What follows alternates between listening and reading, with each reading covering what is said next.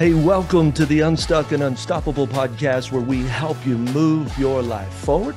If you've ever struggled with alcohol and wanted to learn how to take control of your life back, you are listening to the right podcast today. I'm so excited. I've got a guest with me today that you're going to love. Her name is Karolina Rzadkowolska. I think I said it right, and she can correct me a little later, but let me tell you who she is. She is a certified alcohol-free life coach, an empowerment expert, and best-selling author of Euphoric, Ditch Alcohol and Gain a Happier, More Confident You. She's worked with thousands of clients through her online courses and coaching, and has changed people's habits and kept them from drinking to help unleash and unlock new levels of health, happiness, potential, so that they could go after their greatest dreams. And I'm so excited to have her here with us today. How you doing, Karolina? I'm doing so good, Jim. Thank you so much for having me. Oh, well, I'm so thrilled to have you on the program today. It's so exciting. I really believe the people that are joining us today, either through the podcast or maybe you're watching on YouTube, that they're going to enjoy today. I've enjoyed getting to know you, seeing what you're doing. You're doing some really amazing things, and I'm excited to talk about it. I mean, your book, Euphoric. So if you don't have a copy of it, you got to go get a book. It's on Amazon. It's a bestseller. The whole subtitle, Ditch Alcohol and Gain a Happier, More Confident You. Wow, what an amazing just subtitle in and of itself. Now, as we talk about this, before we get into it, talk a little bit about your last name. You and I have laughed about that. But first off, pronounce it correctly for us, and then tell us about it. Yeah, so it's Karolina Rzadkowolska. I am Polish, and it is actually my maiden name. I'm married, but I decided to keep it because it just it's such a good conversation starter for one, but it's also just rooted in my identity and just a really proud heritage. Oh, I love it. Now, tell us, you just wrote a book, and this is how we stumbled across you, because really, I just wrote my book I was telling you about, Unstuck and Unstoppable. It just released, and we talk about finding your purpose, discovering who you are, your identity, your vision, and then your paradigm. And one of the things that you talk a lot about is really this limiting belief and the idea of not really knowing who you are, and because of that, allowing alcohol to really take control of your life. Tell us a little bit about the book, Euphoric. What made you write it? Absolutely. Such a great question. And I'm so glad that we have such a common theme that runs throughout our work, because honestly, alcohol does such a good job of distorting us of what our true purpose here is on this planet, and it's so conditioned and socialized. It's no one's fault that anyone has a habit or relationship around alcohol. It's literally our rite of passage as teenagers, and then pushed on us at every single social event, everywhere we go. And so, personally, I fell into that trap. And so I started drinking pretty regularly in college. It was just the thing to do. Right. And I really relied on it heavily to, form this new identity of someone who felt more confident in college and just making a lot of friends. And I got into this party lifestyle pretty quickly. It was not healthy back then. And so I continued that, through grad school, but something really happened in my mid-20s. I settled down. I got a career, I got married, I bought a house, I started really growing up. And I also started to increase my interest in health and wellness and mindfulness. Yeah. And so basically what I did is I took this habit and I pushed it to the weekend. So Monday through Thursday, I lived this pretty healthy lifestyle. I would go to yoga class, I would drink green juice, and every single weekend, alcohol came in to just knock me down. It was the normal weekend events. It was your dinner party. It was your sushi night, game night, all those things, maybe some wine with at home with some Netflix or something. But I couldn't shake the feeling I had every Monday morning. Wow. Every Monday morning, I woke up feeling like a shell of myself. I woke up feeling depressed, groggy, tired, regretful, ashamed. Wow. I hated how I felt on Monday mornings. And I spent a lot of time just recuperating, just trying to get back to normal again.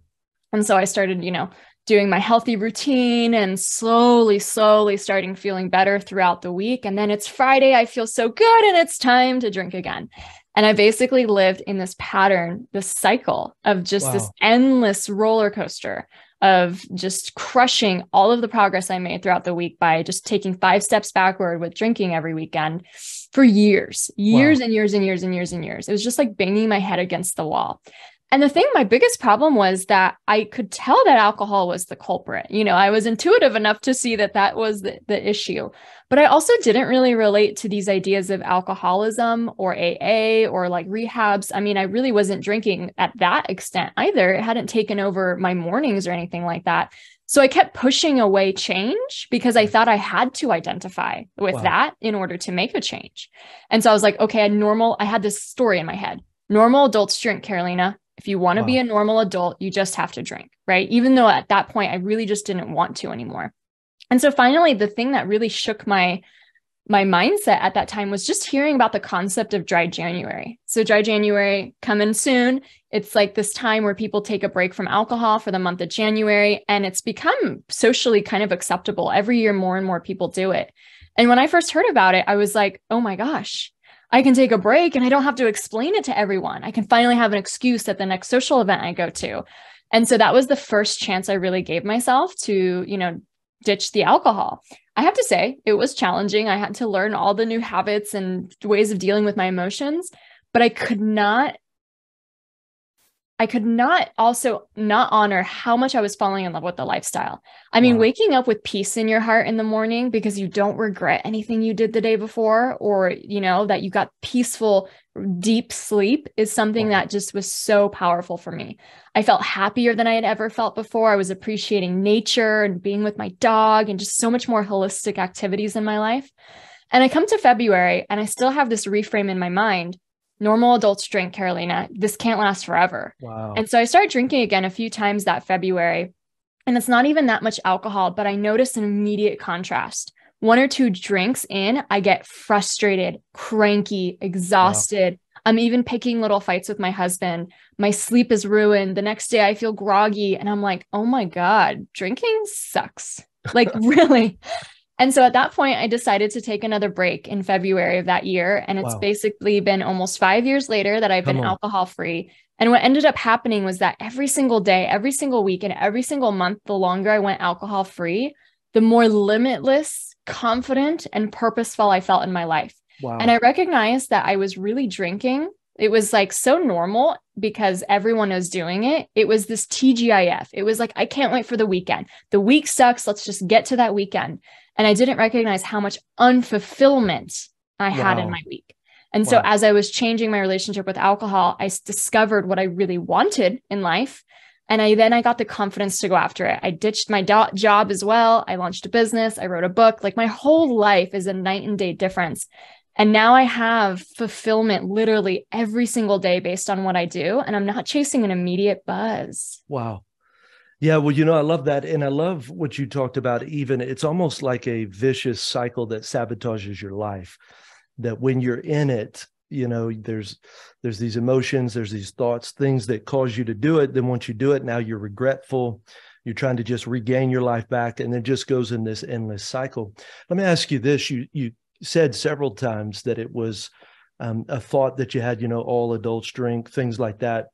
Do you feel like that the drinking came on because of some thoughts, some beliefs that you had about normal people, and or was it a coping mechanism, or both? Or, you know, are there other things that you think bring that on? You know, because I'm thinking about the person that's listening right now, and they're like, hey, I can relate to that, but we've got to go more than just to the behavior of what they're doing. It's the why they're doing what they're doing. So I guess the question would be, you know, what would you say the reason for doing it was? And then maybe some things that helped you tap into a why that was greater. That's such a great question. And I think that really, after working with so many clients over the years, I identified 2 main reasons why all people drink.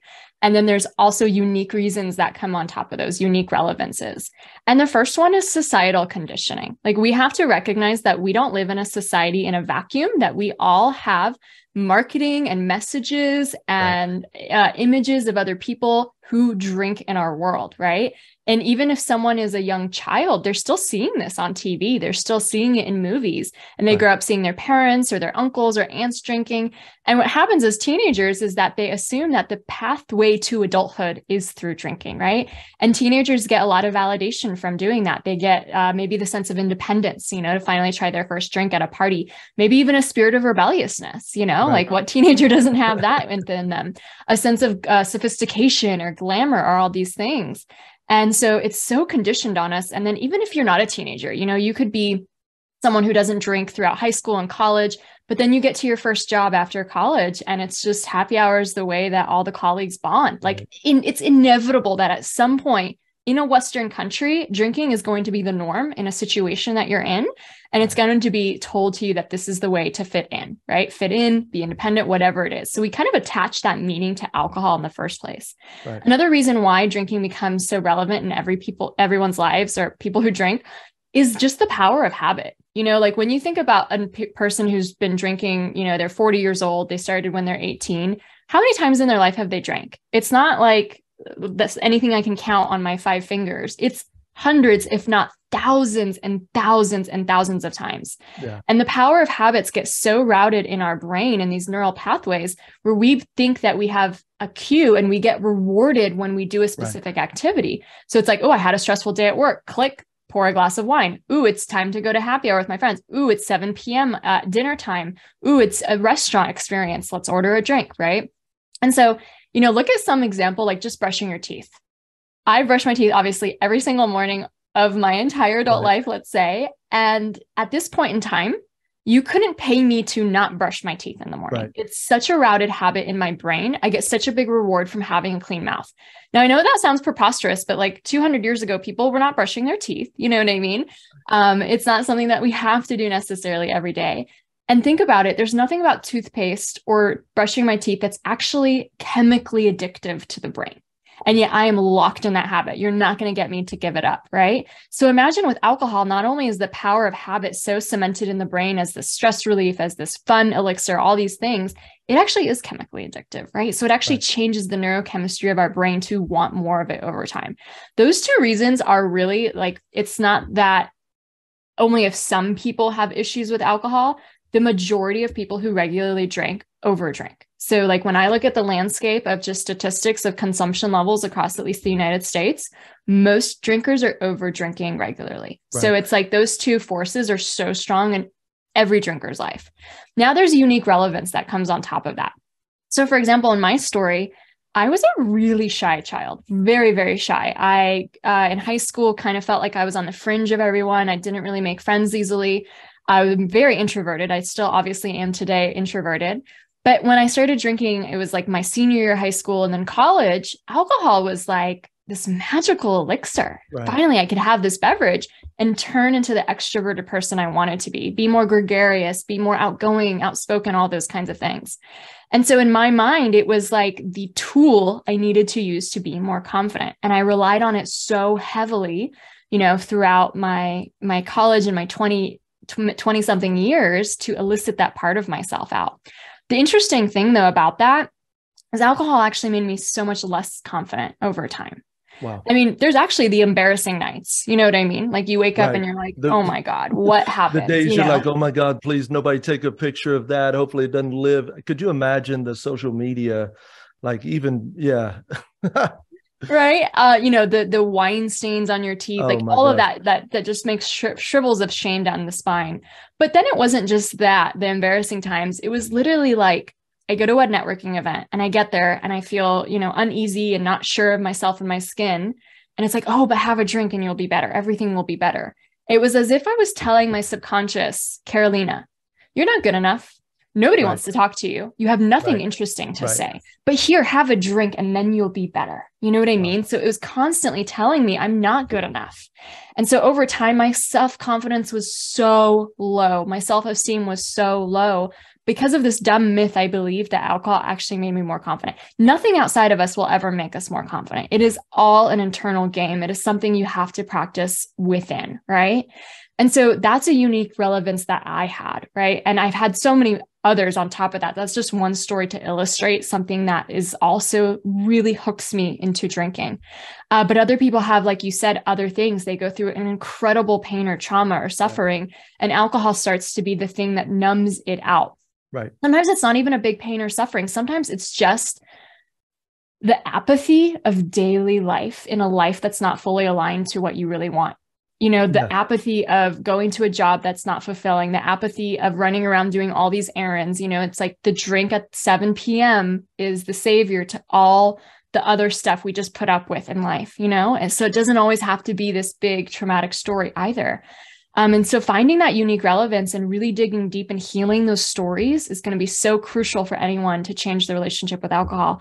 Because nowadays, not only one, have I completely revamped my sense of confidence and self-esteem in myself by personal development work I've done, but two, I think it's a joke to think that alcohol would make you more confident. I don't see it as a tool that works. It's an illusion that was popped for me. So I have no desire for it either. So I definitely think that, you know, it's super complex how we all form relationships with alcohol. But like I said, it's nobody's fault. Like, we don't grow up in Saudi Arabia where it's illegal. It is shoved down our throats. Let's just be honest. Right. All the messaging. It's very interesting how media, television, everything we're exposed to talks about the glamour and the glitz of it, but none of the consequence of it, none of the behind the scenes. And then what you think will give you courage and seems to give you courage ends up leaving you wrapped up in bondage, you know, because like you said, it's very rare that someone can control their drinking. There's always tends to be an escalation, like of doing it more and more, and the frequency. And we find that a lot of that is the root of, like you said, what's inside. I love what you said. What we're looking for is not outside. It's not out there. It's actually inside of us. Tell me this, when you said, you know, healing from some of the pains of the past, you didn't say it like that, but really some of the issues that were within you. How did you begin the journey of healing? How did you begin the journey of self-confidence, value, self-value, identity, things like that? What began, or how did you begin to uncover those things and realize them in your life? Yeah, good question. And I'll be honest with you, you know, when I was still drinking, like, I would pick up a self-help book here and there, but it just never really clicked because the shame and the stuckness was just so much bigger forces, right? And so I really, in my book, it's this presentation of this lifestyle that you get to experiment with, right? Like, it's not anyone has to quit drinking forever, all these things. It's like, hey, if we've been drinking since we were 18 years old, we don't even know what our natural state feels like. We don't know, you know, just the science of how alcohol affects our body and brain is so eye-opening. You know, I encourage anyone to learn it. You can read more in my book or other books out there. It changes your neurochemistry to feel more depressed. It changes you to have more anxiety. It is such a hard thing for your body to process. It increases risks for almost every single disease we're worried about. And so no one needs an excuse to just reevaluate alcohol in their life. There doesn't have to be a problem, right? In air quotes, I say, because we always wait for the problem to be really big, to just have a reevaluation. And that often can look like just taking a break. And I think that for me, taking that break, that experimentation of just like, hey, let's try this, let's see how I feel, allowed me to experience it with just this open heart and this open mind, right? Of just evaluating, okay, well, you know, I didn't drink on Friday night. On Saturday morning, I feel amazing. Like, I haven't had a Saturday morning experience like that in years, you know? And so from there, it was just like this building up, this constant building up. Every day I'm waking up with self-love because the past version of me cared for the future version of me. Wow. I remember waking up after drinking and just being like, did she really not even care about me? Like, did she not know we have to go to work today and have a presentation? Like, really? And so every day I wake up with this, like, oh, the past version of me loves me. She's prepared an amazing day for me today. So much more self-esteem building. And I think those positive emotions I experienced literally just in the first month or two without drinking, it turned me on so much to this idea of really up-leveling my previous identity, learning more about personal development, changing what I thought the definitions and the limits were in my life. Like, I just got so turned on and so hungry for that. You know, I've always was a big reader, but I just dived so big into reading books that were opening my eyes, doing programs, learning from mentors and heroes that, you know, really speak about how anything is possible, when we change our mindsets and heal from some of our past limiting beliefs. And it was finally landing on me because I could see the evidence of it happening in my life. I could see how my beliefs about alcohol were changing, and in the same time, some of those beliefs about myself. And I think growth is one of our main purposes in life. Like, just as a blanket statement, we all have probably unique purposes, but I think growth itself is so important. And we grow so much as children and adolescents, and then we plateau, intellectually, emotionally, spiritually. Growth is not something that's really valued in our society. We have midlife crises, and people just get stuck, as to your book's point. And, I think I was suffering so much because I also just wasn't growing at all. And so I made growth one of my biggest priorities. And that word can feel confusing, but for me, it meant reading books, joining programs, working with a coach, learning how to decipher these beliefs that might be holding me back, going to conferences and immersing myself with people who were also growing too.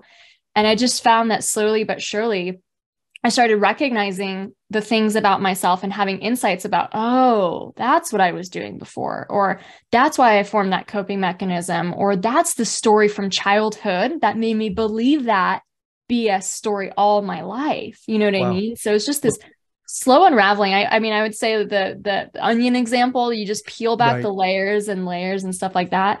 And it's also helped me go after my biggest dreams. I never in a million years thought I'd be an entrepreneur. I always wanted to write a book when I was a child, but I never wrote when I drank. So I completely gave up on that dream too. Well, I love it. Tell me this. So you said, started looking at some of the beliefs growing up and even the way I view alcohol. You've got even some of your verbiage on your website, the book, all throughout. What you do is examine and dismantle limiting beliefs. And I know I keep coming back to that because I believe most of what we do is subconscious. Science shows, we have anywhere from 16 to 60,000 thoughts in a day, and very few are conscious, comparatively speaking. And so we run on autopilot, constantly doing things without thinking, much of which is through the paradigm or the filter that we developed as a child. And, limiting beliefs are a huge part of what stop people, and I believe what drive people to cope. Part of my story in 2003, I was actually on drugs, I was drinking, and I had an encounter with God. It was at my house, 2003, February 7th. I'm in my bathroom. We'd been on drugs for days. I'd owned a restaurant and real estate. And on the outside, everything looked good. Marriage is falling apart. I've reached some form of success, but still felt very empty and hollow.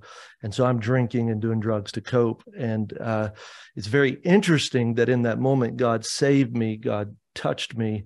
And that was a turning point for me that changed my life. But then it was a lifetime of dismantling beliefs that I had developed as a child, or even in some painful moments as an experience as a young adult. Tell me this, when you look at your life and what you've done, to give us a couple of tips. How do I examine a limiting belief? How do I know, this is a limiting belief? And then give me some steps on how do I dismantle it? How do I take its power away? Good question, and I think it's just spot on. I believe the same thing as our life is run on these beliefs. And a lot of times we don't even know what they are, and along with all those thoughts that we're having that are subconscious, 90% of those are repeat thoughts from the day before, and 80% are all negative. So we're constantly these negative, repetitive thoughts. We're not even aware of it, and our subconscious is so crazy because there's stimuli coming to us from all the time. The world is giving us millions and millions of bits of stimulus, right? Consciously, we can only focus on very few things. So our brain is deciding what are we going to focus on? What are we going to eliminate? What are we going to distort? What are we going to whatever? And so that's why this idea of limiting beliefs is really so true, is it's this idea that we got and we distorted and filtered everything else to prove the opposite. We have been working in the cycle of confirmation bias for years, Yes. Like I'm not pretty enough. So I'm going to only look for the evidence in my life of all the times I felt like that way and never recognize the times that I've heard or I've seen or I've felt that the opposite was true. You know what I mean? Right. So first of all, it's just becoming aware, what these limiting beliefs are. And a lot of times the way I do this with my clients or with my students is I ask them to dream of their biggest dreams. If money was no issue, if they won the lottery, if like literally they could live any lifestyle on the planet, what would it be? And oftentimes people say like, when I have that proposition of you won the lottery, is that it's not really about the money. It's like they actually want to somehow give back. They want to make a difference in the world. They don't want to just sit on a beach for the rest of their life. You know what I mean? Right. But that question positions it in a way of like, oh, I don't have to worry about a job. Now I can actually do what I think will make the biggest impact in the world. And so when I ask that question, the next feeling after that's articulated is like, oh, that's not possible. I can't do that. Why can't I do that? Right. And so where are those limiting beliefs coming from and what are they? So first of all, just get clarity. Like some people, have even, it's not necessarily from childhood, but it's like this idea, I'm too old. I'm too old. It's too late. I can't change. I can't do that. It's too much hard work at this point. It's never going to happen. You know what I mean? Opposite ideas. I'm too young. I've definitely felt like that too in the past. We have so many of I'm not good enough. I'm not capable. I'm not smart enough. I'm not pretty enough. And I think the most common one, obviously, is I'm not good enough in some shape or form, which really deep down means we believe that we're not lovable, which is also too from probably childhood. We had imperfect parents. We cried as children. We were told to stop crying. And at that moment, we were like, I don't matter. And we get this idea, I'm not lovable, I'm not good enough. So this is the human condition all around. Everybody has these kind of limiting beliefs. So I would first identify the belief and what's really specific to you. And some of the ways to dismantle it are a series of different questions that I would like to ask. So first of all, is it so true that a scientist could prove it? Is it so true? Is it like law of gravity true? You know what I mean? Like indisputable true. You know what I mean? Wow. And if it's not that, then okay, there's some evidence that it's probably something you made up at one point. Another really good one is to connect with your deeper creator and your spirituality and just be like, did God write in the commandments in the sky on a scroll in the commandments that Karen is not good enough? Like everyone else is good enough, but for some reason God wrote down on this piece of paper, Karen is not good enough. Did he create babies and say, okay, one is worthy, one is unworthy, next one worthy, other one unworthy? Is that even possible? Like, can we even fathom something like that? Especially for anyone who's a parent, the way that they love their children, the way that they think anything is possible for them. Is it even possible that our creator does not feel the same way about us and somehow is just like, oh, but not those people, not that Karen, not this Jim, you know what I mean? Wow. Absolutely not. And so really connecting to that deeper creator and spirituality, I think can also help dismantle the limiting belief and just showing to yourself, like some of our limiting beliefs are stuck in reality. Like for example, a lot of people think you have to have a 9-to-5 job and you have to have, a house with a mortgage and you can't travel and you have to wait till you're retired to do this, this and that. It's like, can you find evidence of other people doing that? Because if one person on this planet is doing it, it means it's possible. We're all made of the same bone, bloods, and, material. Like it's totally possible. And start to associate with those kind of people. It will also change your beliefs on what you think is possible. I have a mortgage, I have a house, but I love to travel so much. And I started becoming friends with more digital nomads, those kind of people who just leave everything behind and just travel the world. And it's changed my worldview so much. I picked up and lived for 3 months in Europe this summer. Wow. I was just in Bali. I'm going to Puerto Vallarta next. It's changed my worldview. So these are a series of questions to ask, but I also will say that I think the connections you have in your life also help you start to see the world differently too. Because if you're hanging out with everyone who's stuck and believes in these limiting stories and these limiting beliefs, it's so easy to just be like, that's the way the world works. You won't even question it. It's just reality to you. But if you start hanging out with people who are more growth-minded, personal development, going after the things they want, making a difference in the world, you're like, oh, well, why not me? So good. Well, I love it. I love what you're talking about. You're tapping into the God-given potential that each and every person has. And so few ever really tap into it. And there's so many reasons why we say, hey, I can't, it would never. But one of the things that I've learned when I'm in a situation where I feel like it could be impossible or there's no way, I've learned to move my words from no, I can't to how can I, just from the no to the how. Okay, how can I start that business? How can I write that book? How can I, and just the one phrase of that, even in your mind, begins to open up a world of possibilities. Because like you said, if I have a limiting belief of, man, I could never travel the world, I could never write a book, I could never be an entrepreneur. Well, the answer is automatically no. Even if the opportunity was in front of you, it'd be no, because you've shut down the possibility inside. So you'll never experience it, in the reality of your life. That's so powerful. Now, you've got a lot of great resources. I was thinking about, here's one, how to take a month off and feel amazing, 50 bonus things you can do instead of drinking. I love this, rock a party, alcohol free, foodie's guide to mocktails. I mean, you have so many great resources and things. They're all on your website. And for those of the listeners and people that are watching right now that want to get them, they'll be in the descriptions, and you just hit the links, go straight there. Talk about the resources. Tell us what's your favorite, and the resource that you feel like is one of the greatest, most impactful things that you've put out. Oh my gosh. Yeah, that's an interesting question. Well, I think some of my philosophy is best spelled out in my book, so it's not a freebie, but, $12 on the Amazon and it'll be yours.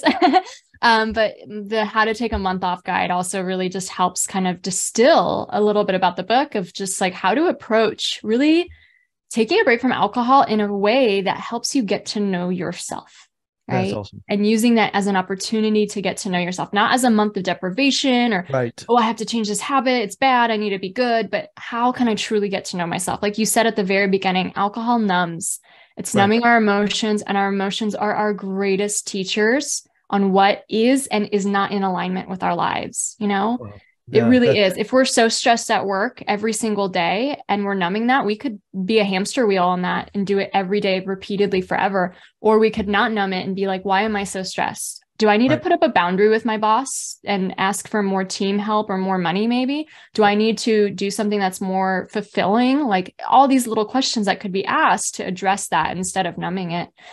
So the How to Take a Month Off is just a way to really get to know yourself. I also love the How to Rock a Party Sober or Alcohol Free, just because like that was such a revolution for me. Like it was so revelatory to even have this idea that one could be confident at a party and also be confident that they're not drinking and proud of the fact that they're not drinking. Awesome. So that really teaches that instead of to feel like, oh, I'm the one who's the odd one out, or I'm missing outcast, out. the one oh, woe is me, and I'm just going to sit by. So, okay. So that's your favorite. Tell us one thing, one suggestion.